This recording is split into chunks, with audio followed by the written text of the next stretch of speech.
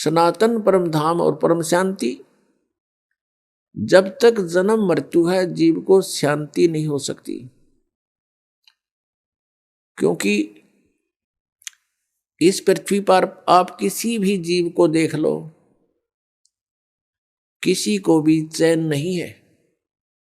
हम राजा लोगों को ये समझते थे ये बड़े सुखी हैं, इन जैसा दुखी धरती पर इंसान नहीं, ये सत्कर मान लेना।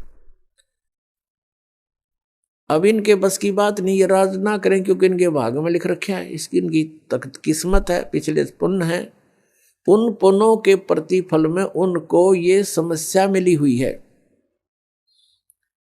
देखो, एक छोटे से परिवार का एक मुखिया होता है जिसमें 5-7 सदस्य होते हैं, उनकी व्यवस्था में वो कितना दुखी रहता है।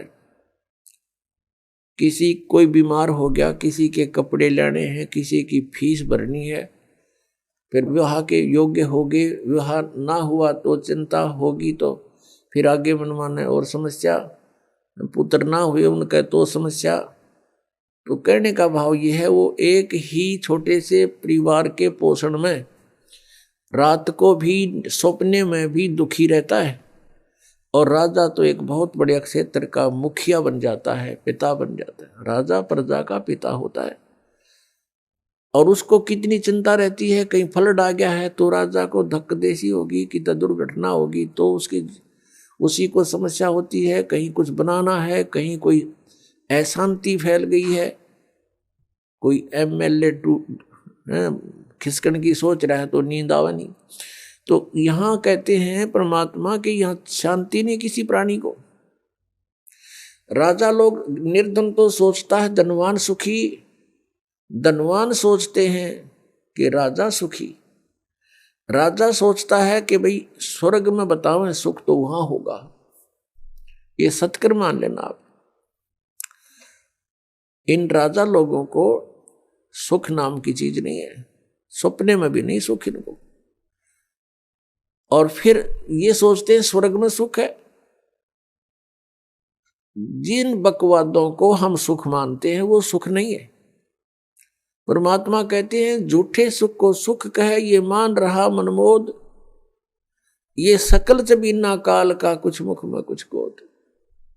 बेटा जाया खुशी हुई बहुत बजाए थाल, ये तो आना जाना लगा हुआ है जो कीड़ी का नाड़।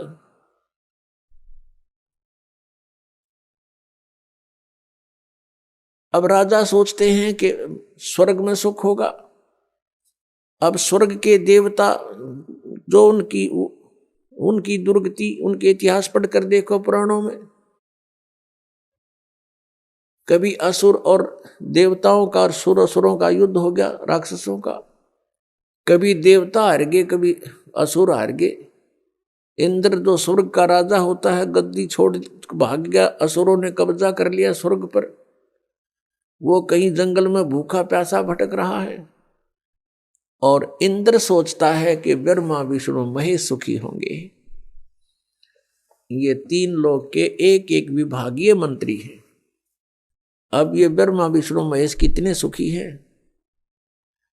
श्री विष्णु जी के अवतार श्री कृष्ण जी, श्री रामचंद्र जी, श्री रामचंद्र के रूप में राजा दशरथ के घर जन्म जब श्री विष्णु जी का हुआ,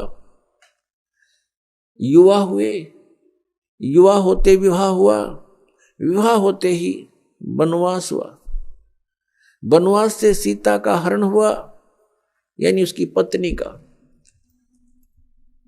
रावण उठा ले गया, और फिर रावण के साथ युद्ध हुआ। पुण्यात्माओं, करोड़ों व्यक्ति मारे गए वहां पर। तब सीता की वापसी हुई।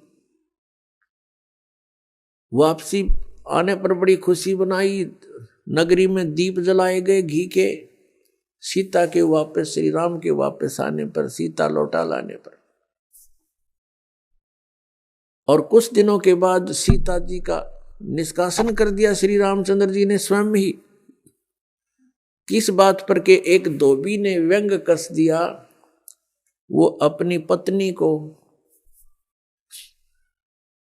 पत्नी को धमका रहा था रात्रि के समय वो किसी उस आपस में कहा सुनी होने से उस धोबी की पत्नी घर से बाहर चली गई थी कहीं अपने रिश्तेदारी में।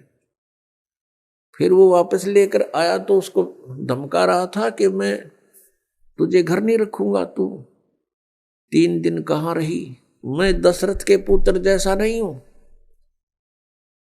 जो वहां पर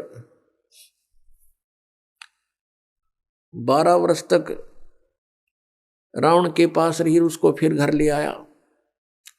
उधर से श्री रामचंद्र जी राजा थे अयोध्या के। पहले राजा लोग अपनी प्रजा के दुख सुखों को स्वयं ही जाना करते थे, रात्रि के अंदर वेश बदल कर घूमा करते थे। ये बात जब देखा कि किस घर में की आवाज आ रही है, वहां खड़ा होकर सुना, तब उसने सुनने को मिला कि मैं उस राजा दशरथ के पुत्र रामचंद्र जैसा नहीं हूं जो रावण के पास उसकी पत्नी रही और उसको घर में रखे।